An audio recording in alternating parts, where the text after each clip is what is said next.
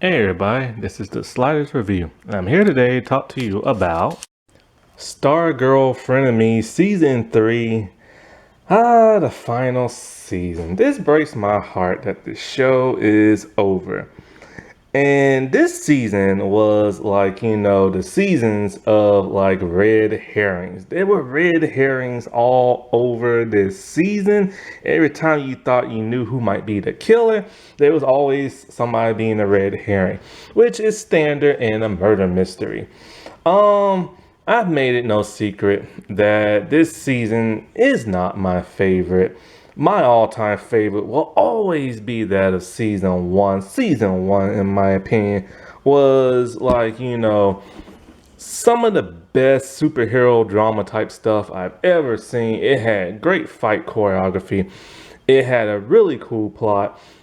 They were really laser focused. Season two, I really enjoyed. My only problems, and I do mean my only problems with season two, is that the lack of action. I did not appreciate only 2 fight scenes in the entire season. And I also didn't like how Yolanda disappeared for most of the season, and I didn't know why, but she was filming a movie. And something else I didn't like about season 2. Oh, how it got CW-fied and Arrowverse-fied. See, because the show originally was a DC Universe show, and it was very different. But once it went completely over to the CW, it started telling stories like the CW, long-winded speeches, Arrowverse stuff. I stopped being a fan of the Arrowverse many years ago. So when I started seeing that duplicated on this show, the lack of action, the new writers and stuff, I just was not particularly happy. And I did go a bit too hard on season 2 in my reviews, but I was just so frustrated and stuff at that time. And I also didn't know why these changes were made. Also, the lack of a budget. It really, really, really showed in season 2, but it showed even more in season 3. And, that's quite a shame because Superman and Lois, they have pretty good special effects. The Flash is kind of okay. Supergirl has some pretty good effects and stuff like that. And, I was just very, very disappointed with how, the lack of action and lack of CGI that season 2 and 3 had, especially season 3. But season 3 just did not do it for me. And I hate that for at least in my opinion, it went out on a sour note. And it just didn't go out on no high note for me. There was a lot of inconsistent stuff. I think they was too ambitious. I think they tried a little too hard to make it too mysterious with the murder mystery. And for me, it just didn't come together because there's the main question you have to ask yourself: why? Why did this happen? Why did that happen? Why did it take so long for this to happen? Why didn't this person just kill this person when they were coming home from the summer? Why did Icicle, Dragon King, and the Ultra-Humanite go to this huge elaborate scheme just to kill former members of the ISA and members of the JSA? Why did they go to all that trouble and they could have just taken them out very easily in the beginning? And also, what makes those 3 villains assume that the JSA was going to investigate the gambler's murder? See, that's the biggest question of them all. All of this conspired because they investigated the murder of the gambler, but the gambler is a villain. So and there was only one person who really wanted to investigate, and that was Courtney. Everybody else was just kind of whatever, he's a villain. So if they never investigated his murder, they would never found out all this other stuff. The brain swaps, who the real villain is, and all that other stuff. So it begs the question of why and everything. And that is my huge problem with it. Another huge problem I have is, once again, the lack of action. Having only 2 action episodes.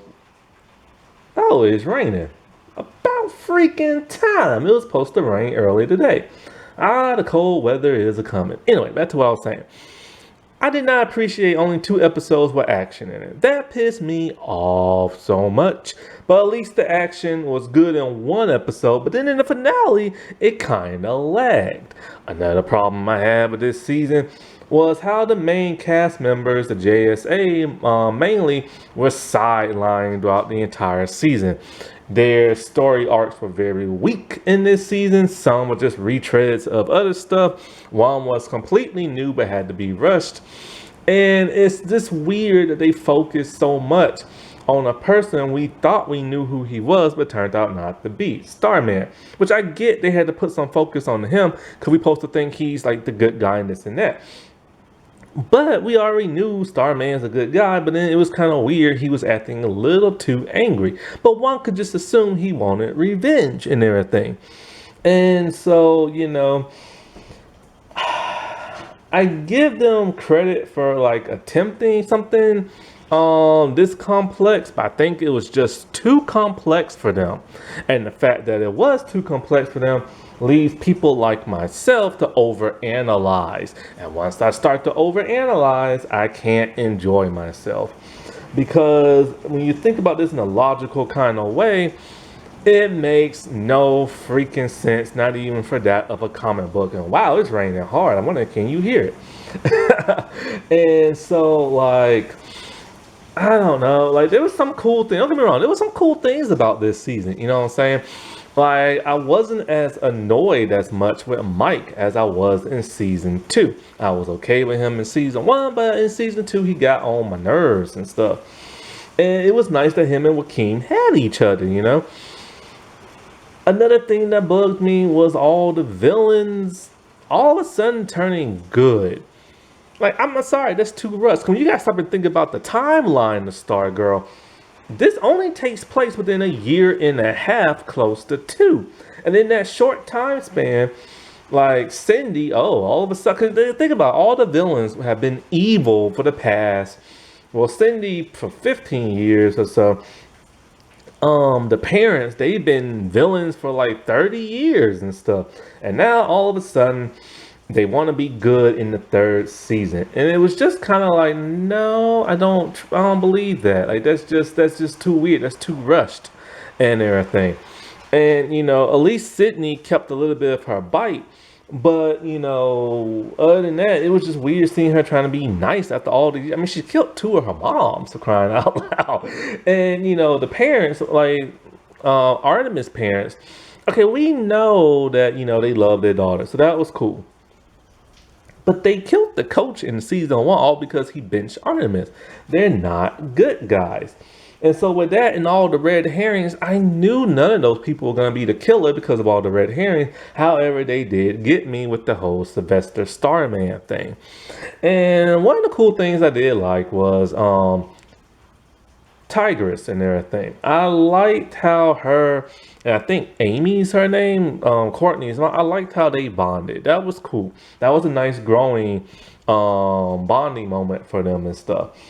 And I really liked when they was happy about Artemis getting accepted into, I think, like a college or something like that. And it was sad to see them die and stuff. Now, as for the whole murder mystery, did it pay off? Well, just like last season, you have to watch every episode for everything to make sense as a whole. And did it pay off? Kinda, yeah, when you know who the main villain is, and then kinda no.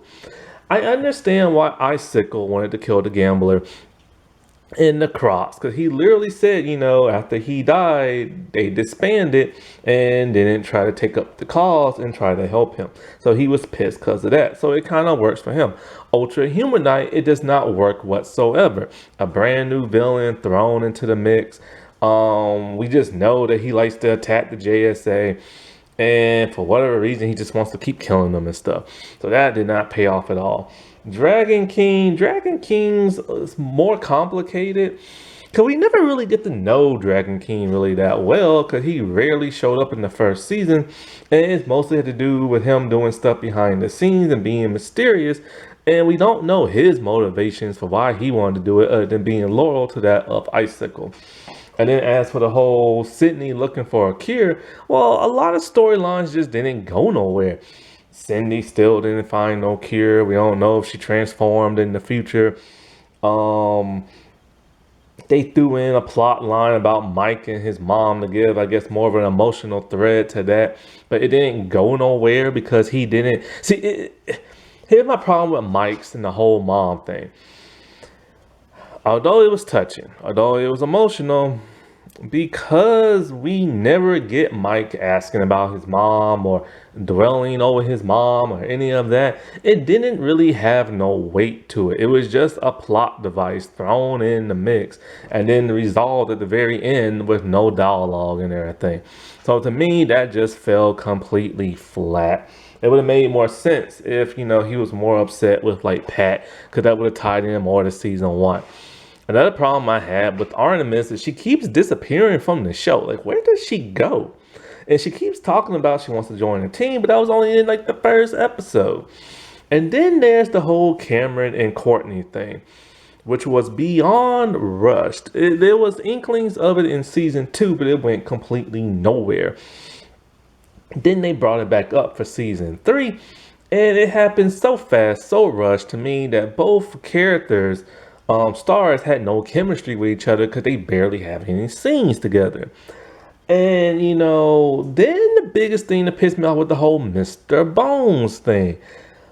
How in the world are you going to tease that at the end of season 2, but then do something completely left field and have a huge red herring and he's the good guy and he's helping kids?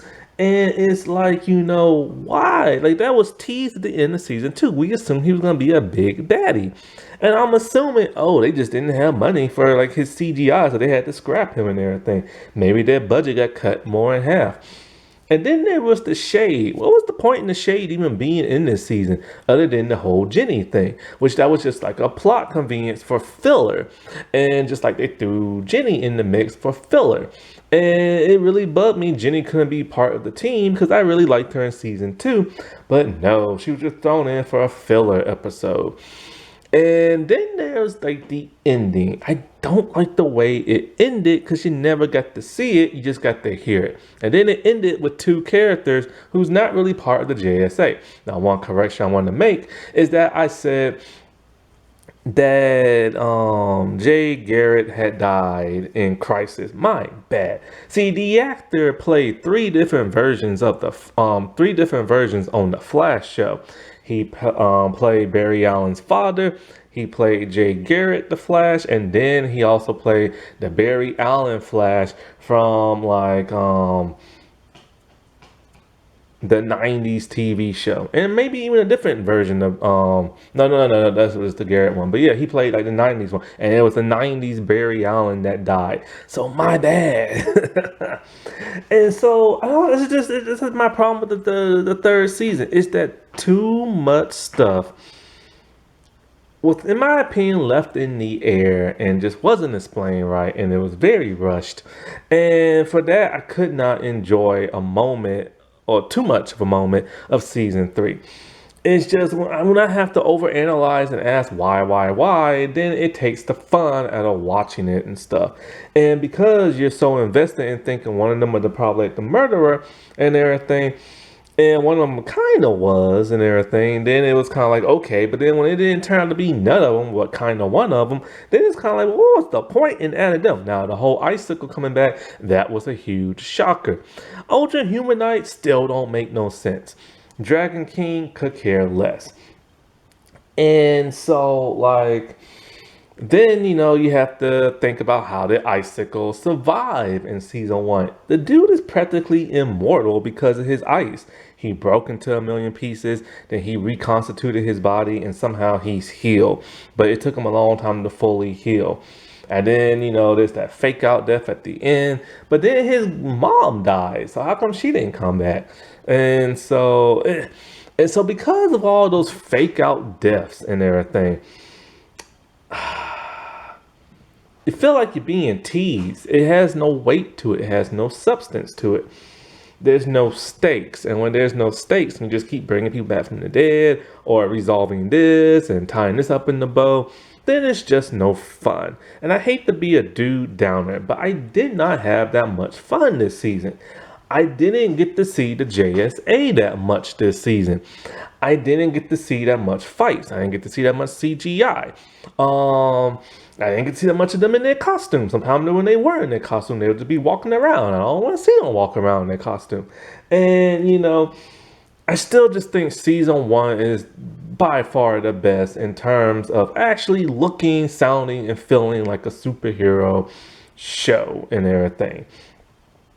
And it's a shame because I know it sounds like I don't like this show, but I really do. If you ever seen my season 1 reviews, you see how much I love it. If you see my season 2 reviews, you see how disappointed I was and everything, and how frustrated I started to get.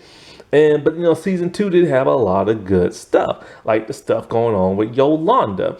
That was amazing. It piggybacked off of that of season 1. And so let's get into some character profiles, see what happened this season, and why I think it was hit and miss with like these certain plots and stuff. So it starts off with the gambler. He wants to be a good guy. He wants to find his daughter. And so he's trying to make amends and everything. After we haven't seen him since season 1, when he hightailed it on out of there. Nobody believes him. Nobody wants to give him a second chance. But then all of a sudden he is murdered. And this causes Courtney to want to investigate.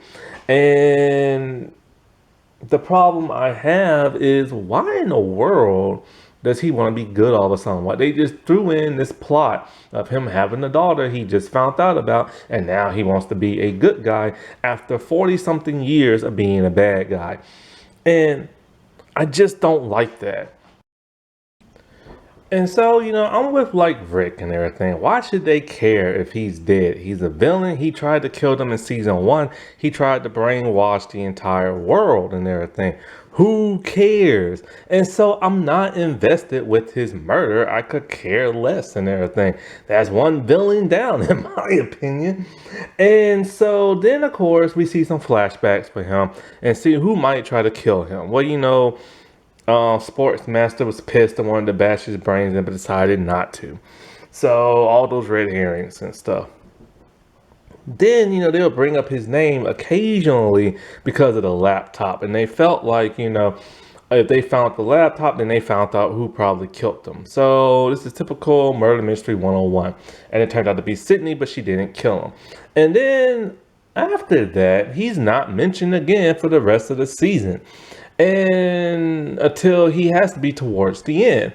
And so it's kind of like, okay, well, what happened to this whole murder mystery thing?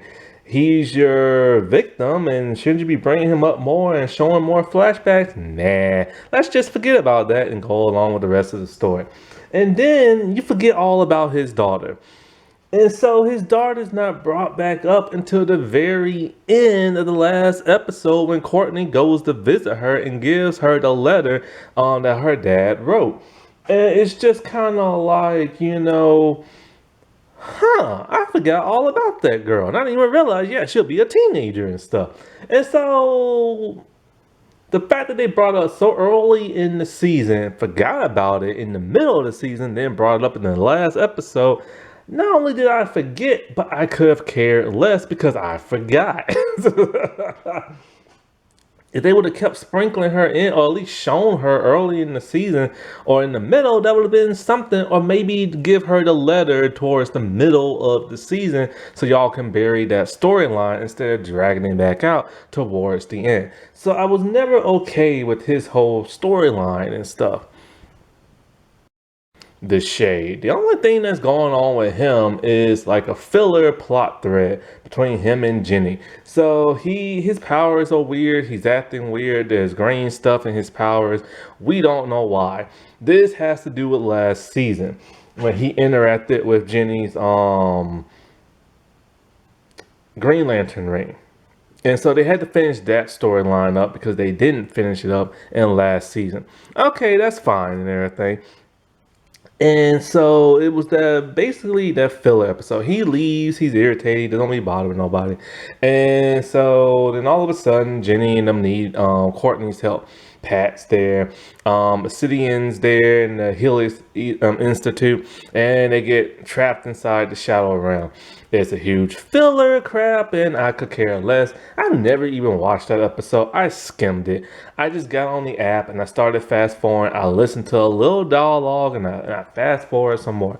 Basically, he's out and he's all like, you know what, Jenny and her brother, I'll take y'all in and I'll teach y'all the ropes and blah, blah, blah, and blah, blah, blah. And that was just so they could have a happy ending and everything, make him look like a good guy. Then we see him at the very end of the episode, not in the final battle, which he should have been in, but instead, it's like 10 years down the line, and the JSA headquarters is now a museum, and he's giving the tour.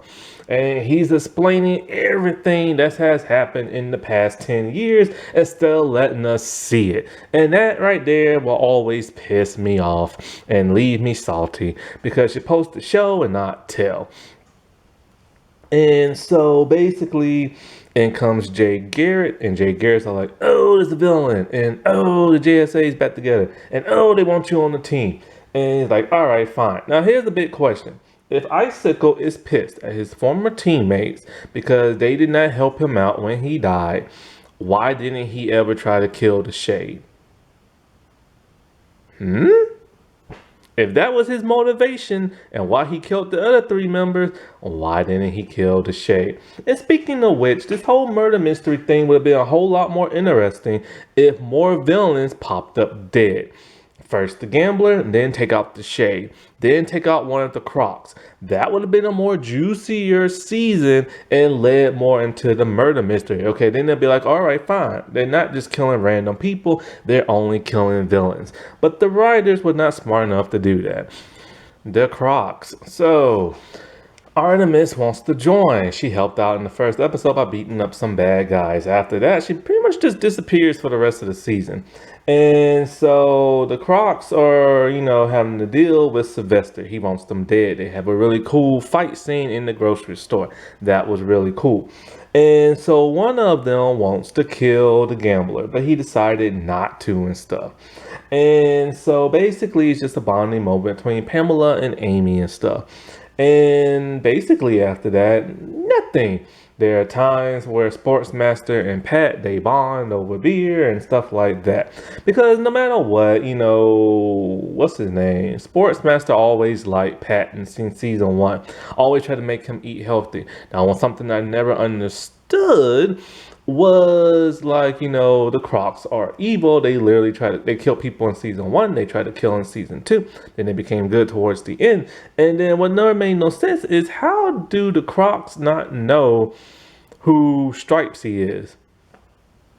You ever think about that? Think about it. Pat only wears Waldo's shirt, but he never wears a mask. And he was the sidekick. You think. They would have seen him in battle unless Starman didn't let him go to battle. But at some point they had to have seen him, right? So how did they never know it was him? And so then, Artemis gets accepted in this one school. They're happy, they're thrilled. They decide to have a stroll around town, and they just so happen to see some flyers and everything, which leads them to the sewers. And then we get the mystery of who's spying on them with the cameras and stuff. And so then the big reveal is Icicle. He kills them both because they did not, they pretty much deserted and went good, after he died and stuff a year and a half ago. And it was a touchy, heartbreaking moment when they both died, and it pissed off Artemis and everything. And how does Artemis get her revenge? Well, she disappears for the rest of the season until towards the very end.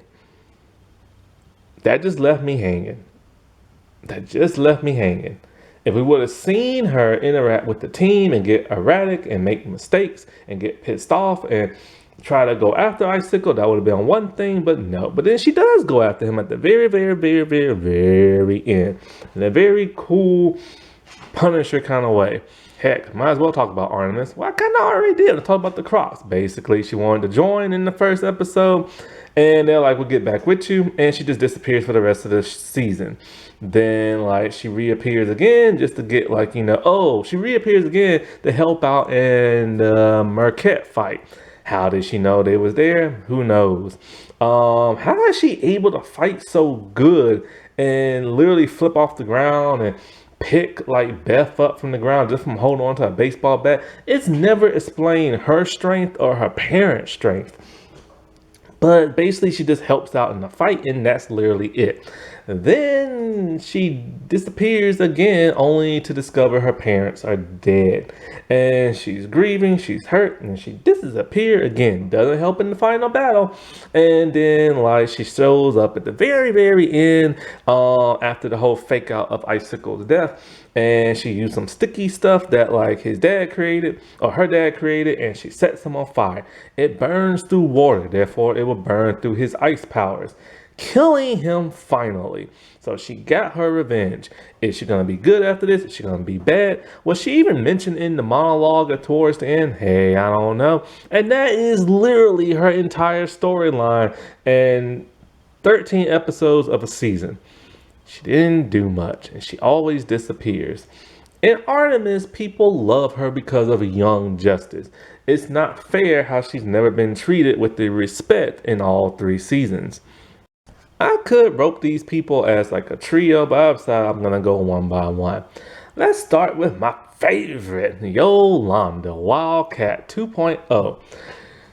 Yolanda has really no storyline this season. She's barely in any episodes. And basically, she's just retreading from season 1. A lot of people retread from season 1. It's almost like season 2 just didn't happen. You ever notice that? Because there aren't that many storylines from season 2 that carry on from this. Not many, but some. And so basically, she's still a waitress, and Cindy wants to join, and she hates Cindy because of the new picture scandal in season 1. So she never gives her a fair shot. Then Sylvester gets on her case about Cindy, and now she's really not going to give Cindy a chance. She doesn't want to forgive Cindy, even though Yolanda herself has murdered somebody in season 1, but that somebody was a supervillain. And it rocked her to the core in season 2. And then in season 3, she just doesn't want to give Cindy a chance. She just hates her with pure passion. It's funny. She can accept Artemis. She can accept the Crocs. She can even accept a little bit of the Gambler, but she can't accept Cindy because of that. That's the good basis for a good storyline, and you think they will go forward in something big and dramatic. Do they? Nope. And so basically, after fighting Cindy in one episode, this causes Cindy to say, screw y'all, I'm leaving.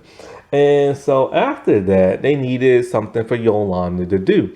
Well, they said, hey, let's go back to the mom. That's always fun. Her mom wants to know why she keeps sneaking back into the house. She can't tell her mom she's a superhero. So her mom basically kicks her out the house, and now she's homeless, living with Courtney after she had a huge fight with Courtney because Courtney wanted to reveal to Icicle all their heroes, and also Courtney was keeping secrets and stuff, trying to teach Icicle Jr. how to use his powers. This pisses them off to the point where they blow up at Courtney. But then she's homeless and no place to live, so she has to go live with Courtney. Why didn't she go live with Beth? Well, Courtney is her best friend, so that's why. So basically, Yolanda Mama still sucks. Yolanda Mama. Yolanda Mama. That sounds funny. I like that. And that's basically her entire storyline for the season until she finds out who Starman really is and how he manipulated her to hate Cindy even more. She has a really good fight scene with the Marquette fight, and that's literally the only one, and I do mean the only one. Then she is in the final battle only to slide through a car, try to slash the grandmother, but falls to the ground, and that's literally it. That's all she did in the final battle. That was sad and pathetic because she is literally the best fighter on the team and everything. And after that, her ending at the end, and she calls her mom, and she's like, oh, mom, we have a lot to talk about. I'm going to tell you the truth and everything so they can be a happy family again. So much wasted potential. I cannot believe it. They could have went deeper into the whole family thing. They could have went deeper into the whole Cindy thing, but they did not. Yolanda had a better storyline in season 1 and in season 2. It's almost like in season 3 they just didn't care because the writers didn't care. Beth. Beth is a person who's never really had her own solo episode, along with Rick. Every time they get a solo episode, it is combined. So this season, a lot of people have been hinting that they think Rick and Beth like each other, but there's never nothing that comes to fruition until the very end. And so basically Beth's entire weird storyline, she's always giving weird storylines. Her parents, who I believe become her sidekicks in the comics, they're basically her sidekicks here. They want to redesign her suit. They want to help with the medical stuff. They want to interfere and get all up in her business and help her out. Because now all of a sudden they like the idea of their daughter being a superhero. When in season 1, they just didn't want nothing to do with her and wanted her to have her own friends and stop bugging them. And then in season 2, their story arc was they was getting a divorce and she was acting like a little kid. No, my parents can get divorced. And so she's always giving a weird storyline. And so basically, Starman's all like, you gotta keep your parents safe, kid. So she tells her parents, yo, leave me alone. And stuff. And it breaks their heart. And that's basically her entire storyline. She helps out with the tech stuff, but it's at a minimum and everything. And then the coolest thing happened in the Marquette fight. Her suit apparently has like a combat mode, similar to that of the armor spider suit. So we finally get to see Beth fight for the first time. And it's only one time and one time only. But she's still having a little problems learning how to fight, but at least it helps her out. Then in the final battle, she doesn't do anything. Literally, she's like, I don't want to fight you. And he's like, oh, Beth, I don't want to fight you either. And I'm just like, that's it. That's literally it. That's literally it. She has a combat mode. She turned it on. Didn't even get the fight. She didn't even get the fight. And so then at the very end, it turns out she forgave her parents. Oh, no, she didn't forgive them. She apologized to them because Rick made her. And so now they want to be her sidekicks. And then we find out in the future, her and Rick got married. Never we got to see them together on the show like that. Wasted. Instead, they focused more on Courtney and Cameron, which nobody really cared about, except for the mushy people and stuff. Rick, his storyline this season was a whole lot better than that of season 2. In season 2, he just cried over Grundy a lot, and I never understood that. But this season, he is still his hot-headed self, which is cool. He decides to try to fix his hourglass. Can't fix it, and he can't even raise Grundy from the dead. So what's his face? Starman's all like, just take the limiter out your hourglass, and it should work. So he does that, and it gives him kind of like a drug steroid type addiction. He's erratic. He's acting bizarre. He's acting very angry 24/7. And one time he's doing like he has to take out all the cameras, he's all like busting up everything, like I gotta flex and everything. And it's just like, okay. Then when he finds out about the whole icicle stuff, he basically just wants to kill Cameron. They have a huge fight. And somehow he still ends up getting his butt kicked. I don't understand it. He's the strongest of all the members, but he always gets his butt kicked in the fight. He throws one punch in the final battle. He has some really cool battle scenes in the Marquette fight, but that's about it. And then he fixed the limiter, and then him and Beth got married. Then he walks outside and sees Grundy's hand sticking up from the ground. His zombie is alive. Because they just had to finish that storyline and wrap it in a bow. Which I could care less about that storyline. But at least his drug addiction was neat. It was just terrible dialogue and how they handle it and stuff. You know what? I am going to wrap these three together because my mouth is tired talking.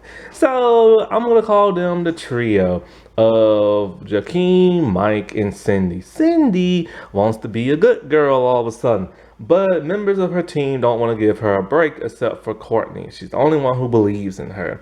And so Yolanda hates her guts and wants to kill her. She's being mysterious. Now, Cindy's storyline is pretty cool. She's being mysterious with the laptop. They think whoever has the laptop is the killer, and she has it. But it turns out, why did she have it? Now, I knew she was never the killer. She was never gonna be the killer. I just knew that. So that whole red herring was just dumb. But I like the idea. She's looking for a cure. She's turning into a full lizard, and so like she's been looking for labs. And so she gets into a huge argument with Cameron because it turns out he used to be crazy back in the day and was locked up. That storyline went nowhere. And then after the huge fight with Yolanda and Rick, she decided, screw you guys, I'm leaving. And she leaves town. And so Mike and Jakeem could not find her for the longest time, so they used the pen to help track her down because they knew she was looking for a lab. Eventually, they do find her. Mike and Jakeem are basically just used as comedic relief throughout the entire season. They're basically on their own side quest away from the team, which is kind of neat, but also kind of annoying because they're not really part of the JSA. And so they finally find Cindy, only for them to find the Ultra-Humanite, who turned out to be Cindy's dad. They getting ready to like duke it out at the end, but because the CGI is okay on Ultra-Humanite, not the best, it's okay. But because of the lack of budget, they couldn't show him fighting that much. So they just basically try to have him throw her on the ground, try to rip her up. And then we get a toast reference again from that of last season. Jakeem has been having a hard time using the pen. Thunderbolt's very tricky and everything. You have to be very precise when you use your wish. And so he basically says he wants the most beautiful woman in the world, not be bothered by her father again. Mike is pissed and all like, yeah, be more specific. He's like, I am, because I'm the one holding the pen. And then boom, he has a cool moment where all like he lights up in pink. And then Ultra-Humanite, or Dragon King, I should say, is turned into a stuffed animal. After that, she became like Dragon Queen, and Jakeem became Jakeem Thunderbolt, like he does in the comics. Other than that, Jakeem was never really a player on the show. He was just there because they needed to do something with the Thunderbolt powers in the pen, and so to me, he never really had no story arcs. He never had no drama. He never had no woe is me's. He was just plot device to make things happen, kinda, for like, finding Cindy. A waste of a character, a waste of an actor, a waste of potential. Because the dude's actually funny. He was on a show called Malibu Rescue on Netflix. I like that show. It got canceled. But he has comedic relief all in that show. And it's quite a shame they did that to him on this show. There was no point in bringing in Thunderbolt if they weren't going to do anything really with him. And, still to this day, I don't know the first thing about Jakeem. Not from the comics, not from the show. And because the show never wanted to go into, like, his life. In season 2, we know he has a sister and she bosses him around. And his sister is actually best friends with Cindy, but she hasn't appeared since season 1 or 2. They could have done something with that in terms of story, but they didn't. As for Mike, they threw in a weird subplot about his druggy mom not being there for him and Pat leaving the mom. And so Mike used to ask about it, but then he stopped. So in the final scenes of the show, Mike is reunited with his mom for the first time in years, only to have dialogue like far away from screen. We don't know what they talked about, but everything's good now. It would have been nice to see that, to hear that, and we didn't. Cameron is a tough character to judge, only because he's barely ever showed up in season 1 and 2. You always assume you know how Cameron's story is going to end in the season, but it never materializes.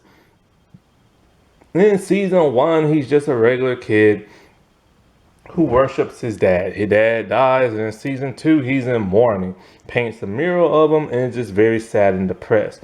And so no member of the JSA would tell how his father died because they're afraid he might try to kill Mike. And so we start to see a little bit of his ice powers form, but we never get much of him in season 2, and there's a little bit of that he might, like Courtney. So in season 3, he starts to like Courtney more. He starts to use his powers more. She helps him uses his powers. Then, they start to date, which she keeps secret at first until it's exposed. And this would have been more impactful if this would have happened in season 2. Then it's revealed that he went to the crazy house when he was a kid. Why? Don't really know. They didn't really follow up on that story arc. And so after getting pissed at Cindy, she knew he might be up to something no good. His grandparents are evil, the grandmother more than the grandfather. And so when, him and like Rick, they just can't get along. They've never been able to get along. And because Rick just never trusts him because of who his father is. And when he tries to be nice to him, the JSA wants nothing to do with him. And then they get pissed at Courtney for keeping everything secret. Then after a while, his dad shows back up, and now all of a sudden, okay, he's gonna turn evil, right? Because people assume that with him. He kind of does by tricking Courtney and the rest of the team, only to fight his father at the end, and you think he kills him. Well, there's a really cool fight scene at the Marquette's house, but how in the world did he learn how to fight that well? And even though she's been showing him how to use his powers, which is really stupid of her, how does he know how to use them that well, especially in the final battle? Like, the things he does is kind of almost like, dude, he's really been practicing off screen. And so one thing I found interesting is, after he thinks he killed his dad, grandma's dead, he decides he wants nothing to do with Courtney. And so he tells her, because at first when he found out Mike had killed his dad, he was pissed at Mike. So then you think he's going to go after Mike, but never does. And then so he leaves Courtney only to show up at his house when she conveniently is there. How did he know she'll be there? And then they embraced each other. Don't kiss, embraced each other. That whole relationship had no stakes. It had no chemistry. It was completely rushed. Then what made it even worse is after he stood up and be like, I don't want nothing to do with you. I'm just leaving. Me and my family gonna start back over. My dad and grandma's dead. Then he completely does an Andrew Garfield Spider-Man and shows up at the end trying to get back again with Courtney. And then that was all. Well, what was the point in him leaving to begin with and everything? So I never liked that storyline with him and stuff. And it's hard to get invested with him only because he barely shows up in the show. And because he barely shows up, we really don't know much about him other than what's like presented to us and stuff. And every time you think he's going to go down a dark path, he doesn't and stuff. And it's disappointing and stuff because Icicle Jr. is technically a bad guy and stuff.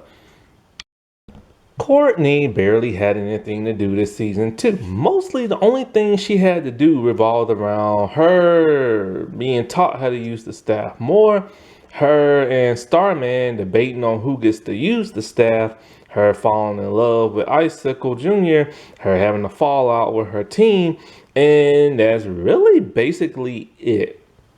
And it's weird because she's the star of this show.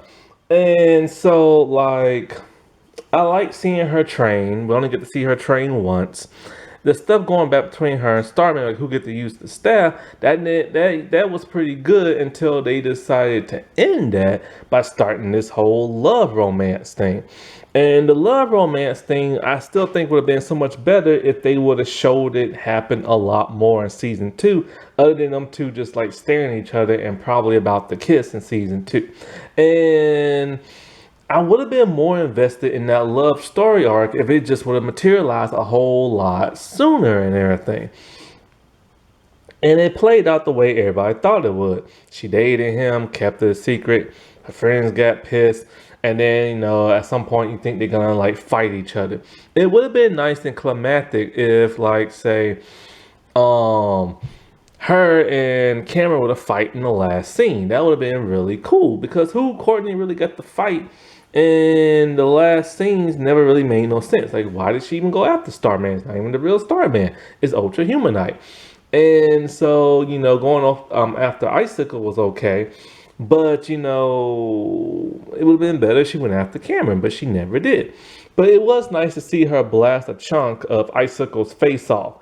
Why? Because she's always blasting people in the face. This is now the third main bad guy parent she has blasted in the face with the staff.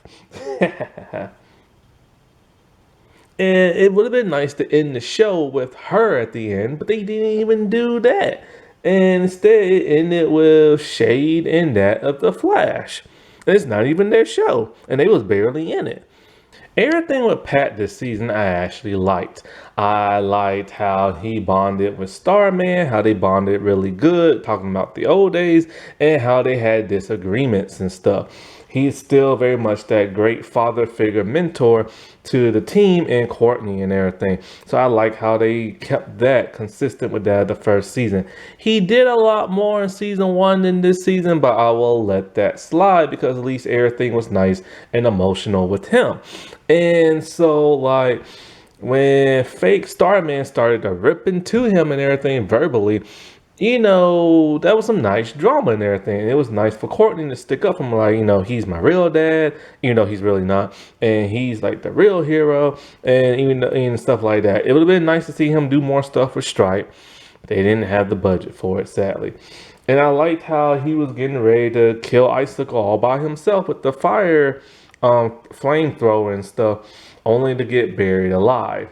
And a lot of people are probably wondering how the heck did he dig himself out of the grave? He had handcuffs on him, but he was able to get out the restraints by breaking his thumb. But then, okay, here's the thing. Yeah, a lot of people do that, like the whole break the thumb, get out the handcuffs. But how's he gonna dig himself out if both his thumbs are broke? See, that don't make no sense. So did he put them back together, but no bandages around them and stuff? Now you are able to dig out of a grave. It's hard. It's very hard, and there's a slight chance you'll make it and everything. There is a magic trick that reveals how to do it, but a magic trick is completely different, where it's more like an illusion, but you still have to dig yourself out of at least like 3 feet of like dirt, which is hard because you can literally die. Even magicians have to be very careful when they pull that trick off and everything. But you can dig yourself out of like a 6 foot hole, but it's very difficult and stuff. But it would have been nice to see that happen, but all we get is a hand. And he's completely fine after that, still able to fight and everything else, and not tired, nothing like that. It would have made more sense if somebody would have found him and saved him and stuff. Then, of course, he wants to fight fake Sylvester at the end of the battle, and Stripe's suit had to get messed up very early because they don't have the budget. That pisses me off. And so, yeah, that's basically it. And he let Mike see his mom and stuff. But I did enjoy, the bonding moments he had with whatever characters he had to bond with. I've talked about Starman, Fake Sylvester, like Icicle, and Ultra-Humanite so much in Dragon King, but I'll try to do a little bit more. Um, the whole Icicle wanting revenge, I'm cool with that storyline and everything. That was a pretty cool storyline. I just wish they would have revealed him a little bit more earlier and stuff, but hey, that's okay. As for Dragon King and everything, and the Ultra-Humanite, what was the even point in bringing Ultra-Humanite in other than him being the first supervillain in DC? And why does he want to kill the JSA so much? Like, that's never really been explained. And so his body, I don't understand. They cut his brain out of the gorilla. How did the body not decompose after all that time? Like, you think it would decompose and everything. And, of course, after Ito died in season 1, he swapped his brain with the Ultra-Humanite.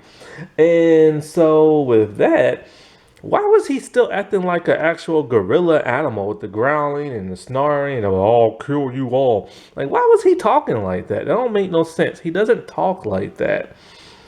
And I don't know, bringing him back That was just kind of stupid in my opinion. They could have did the whole brain swap thing without him because that's what the Ultra-Humanite just does, you know. He could have had some minions or something like that do that for help him with it or something. Um, I liked how Icicle finally died at the end because of Artemis. That was cool. But now we have to get into that of Sylvester. I went back to season 2, and no, he never held the staff by himself. Courtney was always holding on to it. So even though she was evil, the staff still responded to her. So I guess that's why the staff responded to him, because they assumed, you know, he is the real thing, but he never was. His brain's been out for like 10 years. And so, like, I still don't understand, even though he can, like, you know, pretend to talk like Sylvester and act like Sylvester, how did he know how to use the staff that well? That don't make no sense to me. He used it too well and everything. One huge problem I had is why in the world did he keep wanting to kill Pat so much in the final battle? He's not the real Sylvester, therefore he has no ties to Pat. And if Pat never shown his face when the JSA was fighting back in the day, then technically he should not even know who he is. But yet in the final battle, he kept wanting to kill him so badly. Now, my main problem with this whole big reveal of the brain swap thing and how Sylvester's not really Sylvester, it has to do with the very first episode. In the first episode, summer is now over and school is about to start in the fall. With that, why go through the whole elaborate scheme of killing the gambler, having the kids investigate, and then trying to kill the JSA, the kids? Why didn't he just kill everybody? Or why didn't he kill the Crocs during the summer when Courtney's family was on vacation? When Courtney's family came back from vacation, why didn't he just kill her then and everything? The staff responded to him, and he didn't even have to use the staff. He could have used like a knife or something. So why go through this big elaborate scheme if he could have just killed them straight up in the beginning of the episode? But of course, didn't have a season and tell a story. But you see what I'm saying? He could have just killed them so early. As soon as they came back from vacation, they don't know what's going on. Slash, stab. Like, you see what I'm saying? And the whole him being able to use the staff at the end, and Courtney is not, because she told the staff, oh, let him use you now. That was the dumbest thing ever. And all she had to say was, hey, don't let him use you no more. And then he can't use the staff no more. That was the weakest storytelling I have ever seen. And so then you think everything's gonna be wrapped up in a nice bow because we see his brain in a jar and he's repeating the same thing over and over on loop. So you think somebody's gonna go look for him, but no, it actually ends with him freaking out inside like a jar. But then it turns out at the very end, they did find him. They put his brain back in his body, and then that's that. And I'm just kind of like, it was a huge twist reveal. I can give them credit for that when it came to Sylvester. But everything else with Sylvester made absolutely no sense for this entire season. None whatsoever. And it dealt with just that of lazy writing, bad writing, and speed through quick, fast writing and stuff. And I believe as a result, it suffered a bit.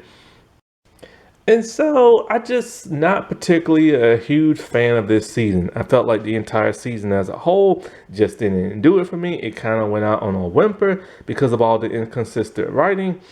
The final battle was a dud for me because really only Pat, Sylvester, Icicle, and Courtney, and maybe a little bit of Icicle Jr. are only the really ones who did anything in the battle. Everybody else really didn't do nothing. And it's the final battle. You're expecting people to throw down and stuff. And they really couldn't even do that. Now, it was cool seeing Courtney level up, but we all knew that was going to happen at some point. But, you know, it was pretty cool, but it could have been so much better. If they would have taken out the Ultra-Humanite had the CG, had the budget for like a bigger battle at the end, it could have been something amazing. Also, why didn't Shade, Obsidian, and Jenny show up in the final battle? Why didn't Artemis? And it's like they're there on the show. Why couldn't they show up? Sir Justin got mentioned towards the end 10 years later. It would have been nice to see him again because I always enjoyed that character. And I don't know, man. It just, this season just didn't do it for me. I hate to say that because I do love this show. And I hate to say that because it is a good show. And I hate to say that because I love the cast. But I gotta be honest, this season did not do it for me because I had to keep asking the question of why. Alrighty, well, I'll talk to y'all later. Bye.